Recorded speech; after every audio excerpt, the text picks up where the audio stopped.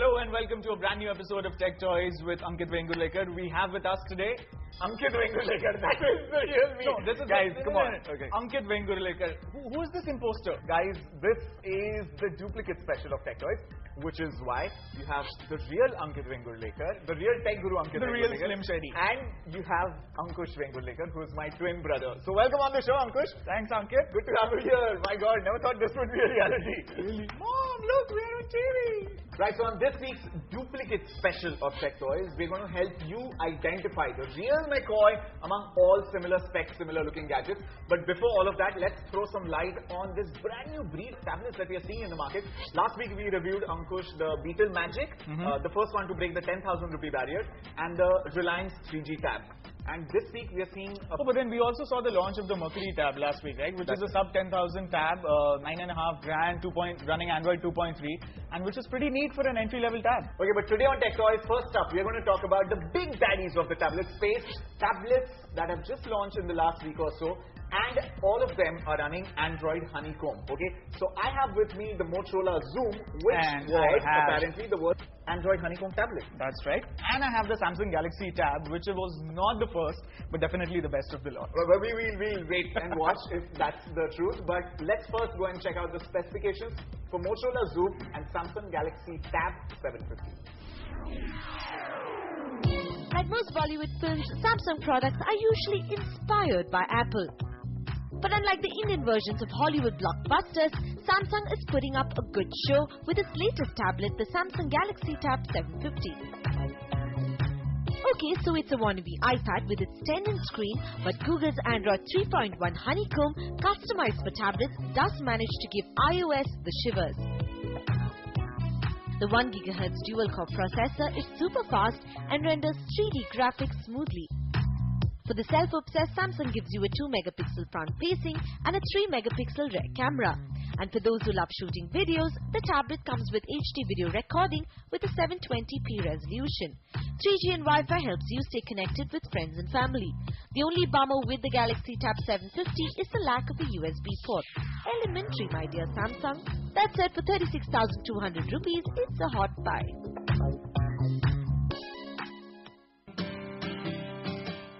Everyone wants to be an iPad. After Samsung, iPad 2 has another fraternal twin called the Motorola Zoom with an X. In contrast to the slim and trim Galaxy Tab and decently toned down iPad, Motorola Zoom has to go on a diet. It's bulky and heavy. Features are very similar to the Galaxy Tab, and the screen, like the other two tablets, is 10 inches. We bet the guys at Samsung are thinking copycat, given the fact that the Zoom, like the Samsung tablet, comes with Honeycomb 3.1 as the operating system and a 1 GHz dual-core processor. The only difference with specifications is the fact that Motorola surprises you with a 5-megapixel and 2-megapixel front-facing camera, and connectivity-wise it's packed to the teeth with 3G, Wi-Fi, Bluetooth, GPS and GPRS. The Wi-Fi version of the Zoom is priced at 32,000 rupees and the Wi-Fi and 3G version at 39,000 rupees.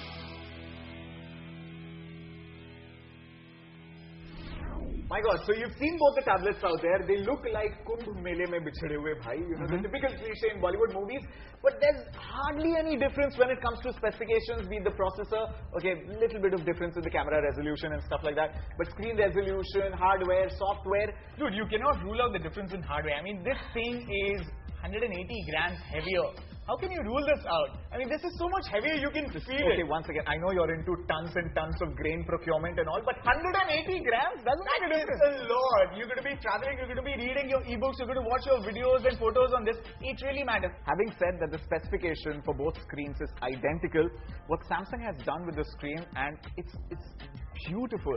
The colors are bright, they're brilliant, they're vivid. Even if you look at the same image or the same video on the Motorola Zoom and the Galaxy Tab, there is a perceivable difference. Absolutely. There is a visible difference. Ankit, you cannot miss the point of the TouchWiz UI. A couple of days back, Samsung has launched this update I basically bought this from the US. So there's now this new update which has come up. Social Hub, Media Hub, File Manager. It's just amazing. So Android in itself is a very good tablet-oriented, operating system. And then Samsung is actually bettering it. Okay. So Moto, I do not know. I really don't think that they're falling short in that race. They're not bettering that you are. That's true. That's true. But this entire landscape would change because Google is now going to buy Motorola. Yeah, so but then the combination of Google as of today, it really doesn't get better than this. Okay, in terms of pricing, if you were out there for a brand new Android Honeycomb tablet, there's not much difference over there, just a couple of thousand rupees. But the Galaxy Tab 750 or the 10-inch Galaxy Tab does pack in goodies or freebies worth 7-8 grand, you were telling me? It does. It gives you a pouch, it gives you a charger, and it gives you a bookcase. Okay, that's great value. That's about 8,000 worth of goodies in the Indian market. That's one. Okay, so according to me, of course, the Apple iPad 2 is the reigning champion of 10-inch tablet. Don't even get me started on that. I'm I mean, not. Look at iOS. It is so close. There are compatibility issues. There is a whole lot of things that you cannot do. Like, for example, I want to download songs or videos and this. I just download a torrent app and I can download it directly. I do not, and mind you, I do not need to convert my videos or pictures or songs to .AAC format. This can read any or format. .mov, yeah. This can read any format. You just need a proper app for it. Okay, agreed, all of that. So if you're in the market, iPad is still the best tablet. If you're in the market for a tablet apart from the Apple iPad and you don't want to give in to the claustrophobic, restrictive environment of iTunes, Galaxy Tab it is. Samsung Galaxy Tab 750. That's the one to go for. That's the one to Absolutely. go for. So Zoom Machade is not happening with the Motorola Zoom Machade. Okay. Alright, so there you have it. In the battle of the twin tablets between Samsung Galaxy Tab 750 and Motorola Zoom, bro says it, that it's Samsung Galaxy Tab 750 which is the better tablet. It's time for a quick break on Tech Toys. Don't go anywhere because on the other side of the break, we're going to do a parda fash of all these super phones. 4.3-inch screens, gingerbread, Android, 1.2 GHz, dual core processors. What's the deal with them? We'll figure it out.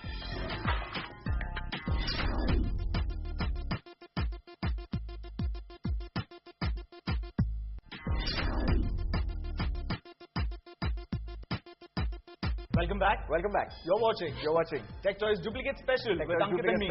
Stop timing me. What's wrong with you, Ankit? That's exactly what phone manufacturing companies are doing out there, Ankush. Absolutely. One person comes out with the gadget, one person comes out with a spec sheet, everyone worth its salt in the market just reproduces. Chapo. Chapte hain. They literally chapo a device, and then you're in a scenario what it is like today. There are so many super phones out there in the market. 4.3-inch capacitive touchscreen, 1.2 GHz dual core processor, Android gingerbread. I'm sick and tired of this. Which one do you buy? How do you even decide? How do you even differentiate amongst these? You can't, Ankush. It's beyond you and me. Which is why we have the master surgeon, Ashwin Raghunath, who's going to surgically figure out which one you should buy.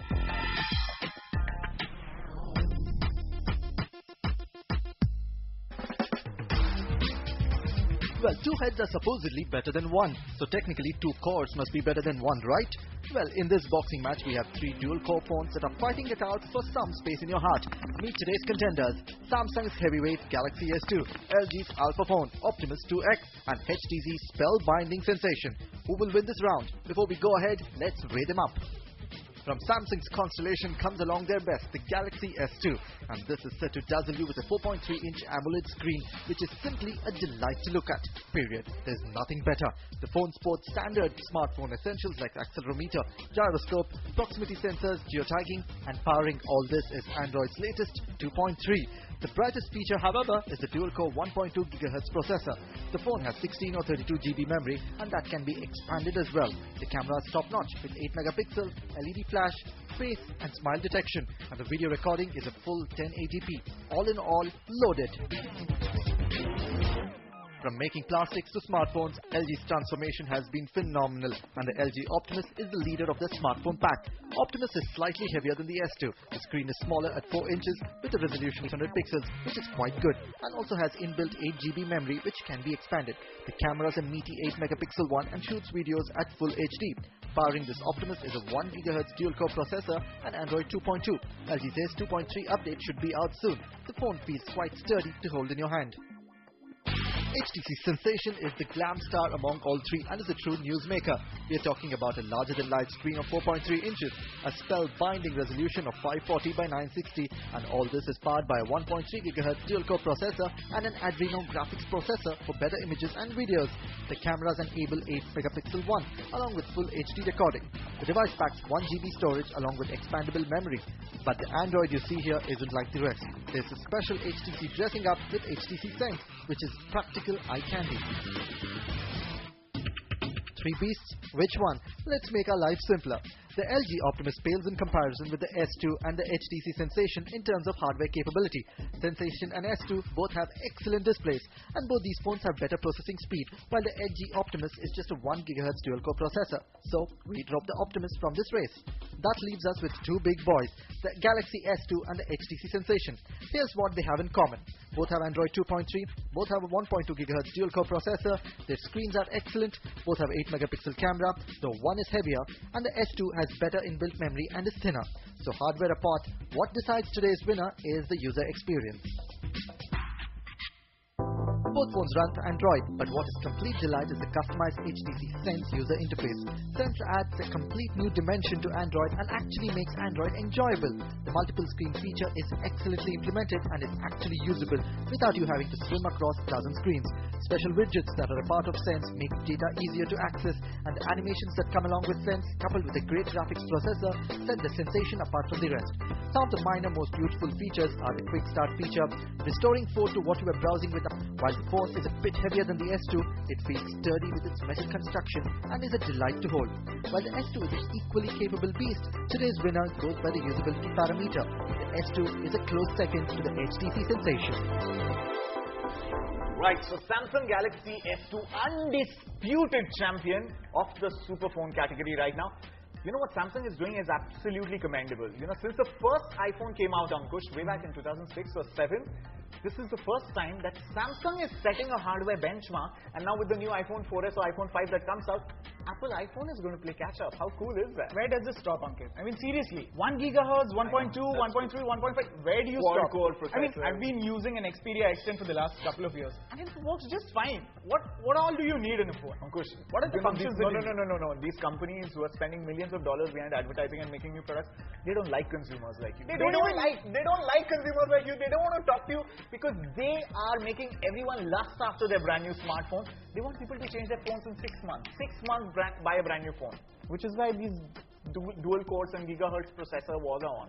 Okay, Ankit, there is absolutely no end to this. As consumers, we're going to have to be wiser. We have to see through the range of products that are being offered in the market, and you got to take a call. And then thank God there's Toyz for it. You can really bank upon these guys for telling you what to buy. Thanks, bro. I'll give you the money later. Alright, it's time for a quick break on Toyz. Don't go anywhere because on the other side of the break, Blackberries. Which one do you buy? There is so many of them.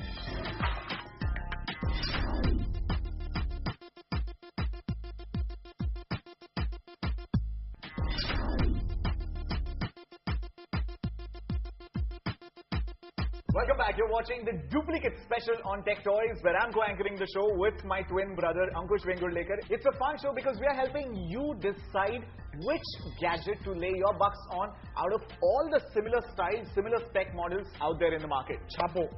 Alright, so now we are going to talk about my favoriteest category of gadgets. BlackBerry smartphones. Wow. I hate them. Why do you hate them? The dumbest smartphone in the market right now. Okay, they may not be as innovative as the rest of the lot, but then of course you have the legendary BBM. Heard of WhatsApp, Ankush? Pushmail technology. Wincom Ogo, 4,500 rupees. Saif Ali Khan ad does pushmail. Dude, QWERTY keypad. The world has grown up using BlackBerry QWERTY. Nokia E series, HTC Chacha, Samsung Galaxy Pro. Don't even get me started. Yeah, but then still, I mean, you've just grown used to them. Okay, that is the problem. We've grown used to it, so use it. No, I'm against that thought, Ankush. I'm against that. Okay, you know what? Toyz is not about our personal take on BlackBerry and their dumb smartphones. But yeah, so if you want to go out there and buy a brand new BlackBerry device, and BlackBerry, to be fair, has its own merits, has its own pros and cons. Absolutely. RIM just made life hell for you because there are so many similar spec, similar name sounding BlackBerry phones out there. Which one do you buy? They're all bold. They're all bold. They all have curves. They all hold a torch. They all have curves. I know. So here's Shruti trying to help you make a purchase decision. Which BlackBerry? Is it the bold? Is it the curve? Is it the torch? Which one should you buy?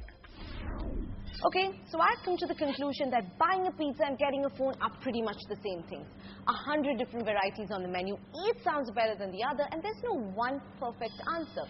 Now, the only thing that can help you make that decision better, though, is if you define your taste. So if you're like me and you want a no-frill smartphone, you're not big on taking pictures or videos, and you keypad, then nothing beats the BlackBerry.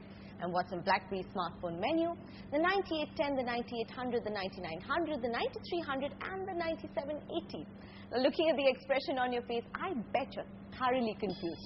While I check with the experts and get them to tell me which pizza I should go in for, here are the top 5 BlackBerry smartphones in the market today. We tell you which one to pick and which 4 to kick. If you're in the market for a BlackBerry, you have 5 options. The brand new BlackBerry Torch, the 9810, the older version of the Torch, the 9800, the BlackBerry Bold 4 or the Bold 9900, and the Bold 3, the 9780, and the cheapest of the lot, the BlackBerry Curve 3G. In terms of specifications, however, very little sets these 5 apart. First up, the 2 new BlackBerries on the block, the Torch 9810 and the Bold 9900.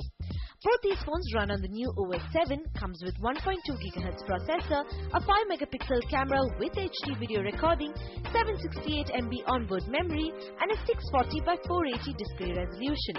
The only distinct difference between these two phones is that the Torch has a slide-out QWERTY keypad and an onboard keyboard on the 3.2-inch capacitive touchscreen as compared to the 2.8-inch touchscreen of the Bold 9900. Even in terms of pricing, the two phones are similar. The Torch is priced at 30,000 rupees, while the Bold 4 at 32,500 rupees. Now, between the Bold 4 and the newly launched Torch, I'm going to say go with the Bold 4 with your eyes shut. The brushed metal rim, the carbon fiber air, the fantastic keypad and the vibrant touchscreen gets a definite thumbs up from us. The Torch, on the other hand, completely fails to impress me. It feels too bulky, the keypad isn't half as good as a Bold, and even the on-screen keypad is just too small for my comfort. Now, because of this weird slide-out design, accessing the icons is that much more difficult. From the Bold 4 onto the next two phones in pretty much the same category, the Bold 3 and the first version of the Torch. Bold 3 or the 9780 and the first version of the Torch, the 9800, have pretty much identical specs on paper. Both phones are powered by a 624 MHz processor, come with OS version 6 and has a 5 megapixel camera with flash for pictures. What sets these two phones apart though are the looks. While the chrome finished Torch has a slide-out QWERTY keypad and a 3.2-inch capacitive touchscreen with 512 MB onboard memory, the Bold 3 comes with a 2.4-inch screen and 256 MB onboard memory. While the Bold is priced at 23,500, the first version of the Torch is now available for 28,000 rupees. The choice, however, is obvious. The Bold gets a pick and the Torch a kick. The Torch completely fails to impress us with its flabby looks, below-average battery life and uncomfortable form factor. The Bold, on the other hand, looks professional and is a complete value-for-money package. Now that the Torch is out of the race and Bold is leading, time to see if Curve makes an impact. The most successful of all BlackBerries, the Curve 3G, is the phone with extra toppings. An upgrade to the popular Curve 8520, the all-new chrome-finished Curve 3G comes with a faster 624 MHz processor and double the RAM of 256 MB. The phone is OS 6 capable and supports Wi-Fi, 3G and GPS. The 9300 sports a 2 megapixel decent camera, and even with all the picture taking and calls, the battery lasts a good day on a single charge. 13,750 rupees for the one phone that has grown better with time. So it finally comes down to the Bold 3, the Bold 4 and the Curve 3G at 3 very different price points. If you're in the market to purchase your very first BlackBerry, then the Curve 3G at 13,750 is what you should pick up with your eyes shut. That said, if you're looking for an upgrade, the Bold 3 it is. Nothing justifies the 32,500 rupee price tag of the Bold 4, given that OS 7 is pretty much a gimmick. It has nothing new to offer apart from maybe shiny new. Also keep in mind that the OS is still a little buggy, given that some of the applications from the App Store do not work well on it. So with a very heavy heart, I'm going to have to say the Bold 4 in this case gets a kick, and the two top BlackBerry smartphones in the market today would be the Bold 3 and the Curve 3G. It's back to the twins. So there you have it, Shruti saving yet another day and helping you make yet another choice. Okay, we're going to change topics. We're going to talk about some nice, fun, happy things over here apart from BlackBerry. We've started a new contest on Tech Toys where we ask you a question, you answer us on the CNBC TV 18 Facebook page, and we give you Lenovo goodies. Last week's question was, what is the built-in storage capacity of the brand new Sony camcorder? The correct answer is 220 GB. Now, plenty of people answered this correctly, but from the lucky draw, we have one lucky winner, and his name is Ijaz Ali.